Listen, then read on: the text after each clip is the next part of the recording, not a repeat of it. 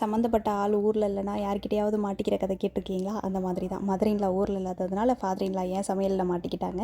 போகிறப்போவே chicken எடுத்துகிட்டு போயிட்டோம். So அங்கேயே சமைச்சிடலாம் அப்படின்னு சொல்லி எல்லாமே ரெடி பண்ணிவிட்டு சிக்கன் கிரேவி வச்சுட்டு காலை பிரேக்ஃபாஸ்ட்டை நாங்களும் அங்கேயே முடிச்சிடலான்னு சொல்லி அங்கேயே எல்லோரும் ஒன்றா உட்காந்து சாப்பிட்டுட்டு கிளம்பிட்டோம். இது டே 2 திருவாரூர் கிளம்பியாச்சு. போகிற வழியில் அப்படியே சாப்பாட்டையும் கொடுத்துட்டு வந்துடுவோம் அப்படின்னு சொல்லிட்டு கிளம்பியாச்சு. போகிற வழியில் ஒரு டீயை குடிச்சிட்டு என்ன சமைச்சேன்னா உருளைக்கிழங்கும் சாம்பாரும். உங்களுக்கும் பார்சல் பண்ணிவிட்டு ஹஸ்பண்ட் வரத்துக்காக வெயிட் பண்ணிகிட்டு இருந்தேன்.